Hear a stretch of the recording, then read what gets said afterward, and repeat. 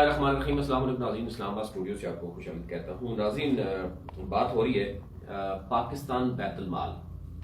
ویسے نام تو اس کا پورے پاکستان کا ہے، پاکستان بیت المال، لیکن جو کچھ گزشتہ جمہوری دور میں یعنی پیپلز پارٹی کے دور میں اور نون لیگ کے دور میں ہوتا رہا، وہ بدقسمتی یہ ہے کہ وہ کہا جا رہا ہے جناب کہ سابق جو پیپلز پارٹی کے دور میں ایم ڈی تھے بیت المال کے، ان کا تعلق بھی راولپنڈی سے تھا، اور اسی لیے میکسیمم لوگ راولپنڈی اسلام آباد سے جو ہے مستفید ہوتے رہے، اسی طریقے سے جو دوسرے مسلم لیگ نون کے دور میں بیرسٹر صاحب تھے، بیرسٹر عابد وحید شیخ، ان کا تعلق بھی راولپنڈی سے تھا، جس کی وجہ سے راولپنڈی اسلام آباد میں سب سے زیادہ غریب لوگ دیکھنے میں نظر آئے۔ اچھا، کچھ چیزیں ایسی ہوئی ہیں گزشتہ دور میں جو آج کل سب سے بڑا ایشو بنا ہوا ہے۔ صرف بیت المال ہی نہیں، بہت سے ایسے اداروں میں باقاعدہ اس پہ ایکشن بھی ہو چکا ہے، اور بیت المال میں ابھی تک ایکشن نہیں ہو سکا۔ 100 دنوں کی جو کارکردگی ہے بیت المال میں ابھی تک، وہ کیا ہے وہ ظاہر ہے میں آپ کے سامنے رکھتا ہوں، آپ دیکھ لیجئے گا۔ اچھا، یہ بات ہو رہی ہے جی کہ بیت المال میں بہت سے لوگ غیر قانونی طریقے سے پروموٹ بھی کیے گئے اور کچھ کو اپ گریڈ کیا گیا، اور اس میں مختلف طرح کی رائے جو ہے وہ نظر آتی ہے۔ بیت المال کے لوگ کہہ رہے ہیں جی کہ ہمارا سروس سٹرکچر جو ہے وہ دوسرے، اگر آپ بات کریں اسلام آباد کے بہت سے اداروں سے، وہ مختلف ہے، لیکن سوال یہ پیدا ہوتا ہے کہ وہاں کے جو بورڈ ہے، وہ بورڈ ظاہر ہے ان کے اپنے کچھ لوگ بھی ہوتے ہیں، اور اس کے ساتھ ساتھ کیبنٹ ڈویژن کے کچھ لوگ ہوتے ہیں۔ میں آپ کو سامنے رکھتا ہوں، پچھلے دنوں جب بیرسٹر عابد وحید شیخ صاحب کے جانے کا وقت آیا تو انہوں نے کچھ ایسی چیزیں کی۔ ایک تو عمیر علی کے نام سے کوئی ایک مسٹر عمیر علی، جن کو پہلے کنسلٹنٹ بھرتی کیا گیا، اس کے بعد ان کو ڈپٹی ڈائریکٹر کے عہدے پر فائز کیا گیا، پریشر بڑھا اور اس کو دوبارہ سے وہ عہدہ چھوڑنا پڑا اور دوبارہ جانا پڑا۔ یہ کیوں ہوا؟ پہلی بات یہ ہے۔ دوسرا یہ ہے کہ تقریباً 7 ڈائریکٹرز ہیں جو ڈائریکٹر بنائے گئے۔ اب بورڈ جو ہے وہ بیٹھتا ہے، پہلے میں آپ کے سامنے وہ چیزیں رکھتا ہوں۔ اسی طریقے سے کوئی 55 کے قریب اسسٹنٹ ڈائریکٹرز ہیں، ان میں سے 45 جو ہے وہ ان کو اپ گریڈ کیا گیا، اور باقی جو کچھ سپریڈنٹ ہیں اور باقی ادارے ہیں، باقی جو لوگ موجود ہیں، اس میں اگر میں دیکھوں تو وہ کچھ الگ سی سچویشن سامنے آتی ہے۔ وہ یہ بتایا جا رہا ہے کہ سپریڈنٹ جو تھے وہ ان کو کہا گیا تھا کہ ان کے حوالے سے واضح پالیسی ہونی چاہیے۔ اچھا، اس میں ظاہر ہے مختلف قسم کے لوگ وہاں پہ موجود ہیں، جب تک آپ ان کو سیگریگیٹڈ نہیں کریں گے، الگ سے نہیں بتائیں گے کہ سپریڈنٹ کو کس طریقے سے پروموٹ کیا جائے گا، باقی اسی طرح کے جو لوگ ہیں، سپروائزر ہیں، فیلڈ سٹاف الگ سے موجود ہے، اس میں بھی کنفیوژن جو ہے وہ بیت المال میں پائی جا رہی ہے۔ لیکن سب سے اہم جو غلط فیصلے ہوئے ہیں، اور اس میں کوئی لاجیکل آنسر سامنے نہیں آ رہا کہ آپ نے ڈائریکٹرز کو مطلب 7 ڈائریکٹرز بنا دیے گئے، اور ایم سی ٹریننگ بورڈ آپ کو یہ کہہ رہا ہے کہ ایم سی ٹریننگ جو ہے نا، میں آپ کو ذرا چیزیں دکھاتا ہوں۔ کہا جا رہا ہے کہ یہ پٹ کی جا رہی ہے بیت المال کی طرف سے بورڈ کے سامنے رکھا گیا ہے کہ exemption from the career management course M C training سے جناب یہ جو جتنے ڈائریکٹرز ہیں ان کو اس سے چھٹکارا حاصل ہونا چاہیے، چھوٹ ملنی چاہیے، ایگزمپشن یہ کہا جا رہا ہے۔ اور اس کا جواب آ رہا ہے جی کہ the proposal was not approved by the board directed to strictly follow existing government policy in the subject metre.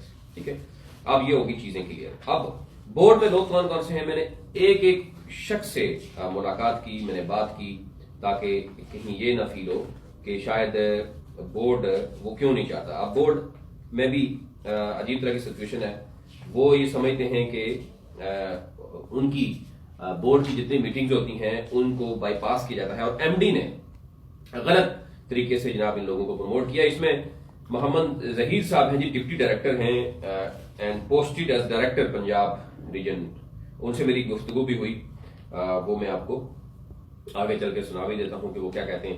قاضی ظفر اقبال صاحب ہیں، ڈپٹی ڈائریکٹر ہیں، پوسٹڈ ایز ڈائریکٹر، اور ایڈمنسٹریشن ہیڈ آفس میں ہیں یہ۔ ان کی اگینسٹ ویکنٹ پوسٹ جناب ان کی ہوتی ہے۔ قاضی سعید احمد قاضی صاحب ہیں، ڈپٹی ڈائریکٹر ہیں and posted as director Balochistan.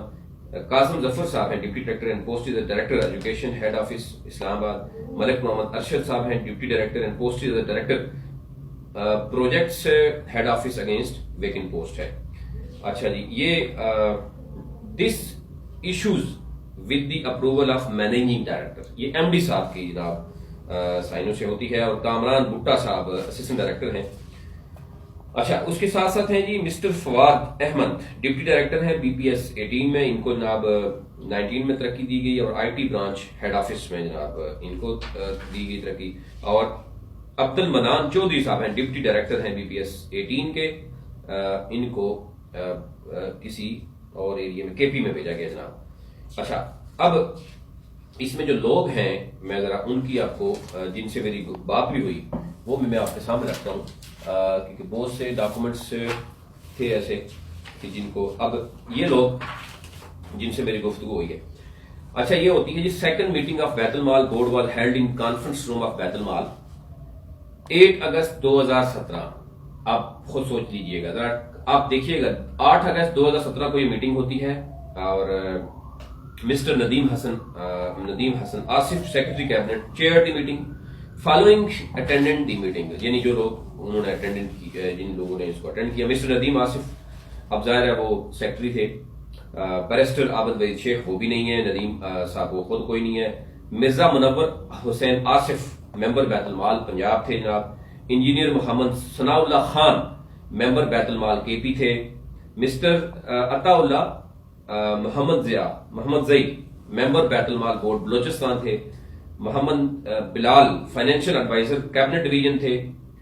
Mister Rahman कमर थे head of social sector programme. इस तरह मिस्टर साहिब रजा खान थे, डिप्टी सेक्रेटरी थे एडमन जनाब रिलीजियस अफेयर से, ministry of religious affair. Sajid Iqbal थे सेक्रेटरी बोर्ड, और मिस्टर जवेद इकबाल थे असिस्टेंट डायरेक्टर बोर्ड। अब ये वो लोग हैं, इसमें से अगर मैं देखूं तो 6 लोग तो वो हैं जो बाहर से थे। मिस्टर नदीम हसन था, इसके साथ साथ अपने लोग भी थे। देखें, मिर्जा इनके अपने बोर्ड के लोग मौजूद थे। ये लोग सारे अगर ये कहते हैं कि एमसीएमसी ट्रेनिंग जरूरी है 18 से 19 पोस्ट के लिए, ये जरूरी है, और ये लोग, इसका मतलब है इनकी कोई हैसियत नहीं रही, इस बोर्ड मीटिंग की कोई हैसियत नहीं रही कि अगर आप ये बोर्ड मीटिंग में ये मिनट्स मौजूद हैं, ये 62 मीटिंग के हैं, उसके बाद जो मीटिंग होती है अगस्त 2018 में, उसके मिनट्स गायब किए गए हैं। वो भी मैं आपको आगे चल के बताता हूँ, और उसमें क्या कहा गया है, और बहुत से महकमों में ऐसी सूरत जो पैदा की गई थी उसको रिवर्ट कर दिया गया। अब नए एमडी हैं, जरा उनको शायद अभी आए हैं, समझ नहीं आ रही उनको भी कि क्या होना चाहिए क्या नहीं होना चाहिए, लेकिन जाते जाते अगर इन एमडी साहब को भी जो है वो इस्तेमाल कर लिया जाए, क्योंकि पॉलिटिकल पोस्ट है, प्रेशर होता है पॉलिटिकल, और ये चीजें सामने आती हैं। तो ये चीजें, एक तो ये मैंने आपको नाम बता दी, ये वो लोग हैं जो मुख्तलिफ इदारों में अभी तक बैठे हुए हैं। मेरी इंडिविजुअल कुछ लोगों से बात हुई, मैंने उनसे उनके सामने ये रखा कि अगर बैतुल माल के लोग ये कह रहे हैं कि उनके साथ भी ज्यादती हो रही है, 13 14 सालों से वो बैठे हुए हैं, तो फिर इसका मतलब है कि एमडी साहब के पास पावर मौजूद है। तो उनका बकौल जो बैतुल माल के जो ये बोर्ड में लोग बैठे थे, उनका कहना ये था कि अगर, तो फिर ये बोर्ड की कोई हैसियत नहीं होनी चाहिए। अगर एमडी के पास पावर्स हैं तो बोर्ड की मीटिंग की जरूरत नहीं थी, उसमें ये एजेंडा आने की जरूरत नहीं थी, फिर वो कर सकते थे। और उसके बाद इससे बड़ी चीज, कैबिनेट डिवीजन ने भी इसको इनकार किया। अब यहां पे चीजें सामने आती हैं कि एमडी साहब ने अपनी पावर को इस्तेमाल करते हुए ये सारी चीजें की, और कब की? जाते वक्त की। अच्छा ये होता है कि वो 2 साल पहले कर लेते, 1 साल पहले कर लेते, तो ताकि उसी वक्त ये चीजें सामने आ जाती तो ज्यादा बेहतर होता। उसके बाद आगे एक और चीज सामने आती है, ये आप हो रही है 6 अप्रैल को 2018, और जाने से 1-2 माह पहले इसी तरीके से ऐसे भी मामला हैं, वो आपके सामने डॉक्यूमेंट्स रखूंगा। जाने से एक दिन पहले भी वो साइन करके चले जाते हैं। वो ये समझते हैं कि शायद पॉलिटिकल प्रेशर हो, खुद तो वो शरीफ हैं, उनको करप्शन के चार्जेस उनको ऐसे नहीं है, लेकिन पॉलिटिकली वो शायद इस्तेमाल हो गए, जिसकी वजह से उनको ये मामला सामना करना पड़ रहे हैं। अपग्रेडेशन हुई है जनाब, तकरीबन मेरे पास ये जो असिस्टेंट डायरेक्टर हैं 45 हैं, उसमें से 10 लोग ऐसे हैं जिनकी प्रमोशन नहीं की गई, और जो प्रमोशन की गई उसमें लिखा हुआ है managing director is please to provisionary. आप देखें, कोई जब किसी से मेरी बात होती है, एस्टैब्लिशमेंट डिवीजन, कैबिनेट डिवीजन, जो रूल एंड रेगुलेशन को देखते हैं, लीगल एडवाइजर्स हैं, लीगल एक्सपर्ट से मेरी बात हुई, مطلب وہ کیٹیگریکلی کلیئرلی یہ کہہ رہے ہیں کہ پروویژنلی اپ گریڈ، پروویژنلی پروموشن، پروویژنلی کا لفظ کہیں استعمال نہیں ہوتا جو کہ یہاں پہ استعمال ہوتا ہوا نظر آ رہا ہے. عجیب طرح کی صورت آ رہی ہے کہ بورڈز اور کیبنٹ ڈویژن اگر اس کو وہ آپ کو اس چیز کو ریجیکٹ کرتی ہے کہ آپ کی میٹنگز ہونی چاہیے تھرو پراپر چینل آپ کو کرنا چاہیے، لیکن آپ پروویژنلی کر کے، اس کا مطلب کیا ہوا کہ آپ خود سمجھتے ہیں کہ کنڈیشنلی پروویژنلی یہ چیزیں کر کے چلے گئے. اب جو ڈائریکٹرز بنا دیے گئے، مراد ان کو آپ دے دیے، 3 سال کے بعد جو ٹریننگ ہوگی، ٹریننگ میں کچھ لوگ فیل ہو گئے تو پھر کیا ہوگا؟ تو بیرسٹر صاحب پھر آپ خود کیا وہ اسٹیٹ کو پیسہ دیں گے؟ آپ جو پیسہ استعمال ہوگا وہ ہوگا اسٹیٹ کے پاس جائے گا. وہ بہت سی ایسی چیزیں ہیں جی. میں آپ کو مطلب کیا کروں، جو پیچھے ایم ڈی صاحب آئے تھے جو کیئر ٹیکر سیکٹر پہ، انہوں نے بھی کچھ کوشش کی کہ اس کیئر ٹیکر سیٹ اپ کے دوران ہی ایک گاڑی وہ استعمال کرتے رہے. یہاں کی جو ایم ڈی کی تھی گاڑی، وہ ان کے بچوں کے پاس لاہور گھومتی رہی. وہ ایک الگ سے کچھ ویڈیوز میں آپ کو دکھاؤں گا، لیکن اب اتنا ٹائم بھی نہیں ہے. اب یہ 45 لوگ ہیں جن کو یہ کہا گیا کہ میرین ڈائریکٹر نے جناب ان کو following officers from B P S 17 to B P S 18 upon completion of 7 years of regular satisfactory service. اب ان کی سیٹسفیکٹری سروسز اب یہ ذہن میں رکھیے گا، as assistant directors with immediate effect ان کو جناب بنا دیے گا.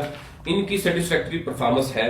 اور انہوں نے دوسرے کو کہا کہ دوسرے جو جن کو نہیں کیا، following assistant directors are not upgraded despite the completion of 7 years. ان کے 7 سال پورے ہو گئے لیکن سروس پوری ہوگی 7 years of regular length of service and will be considered upon satisfactory performance.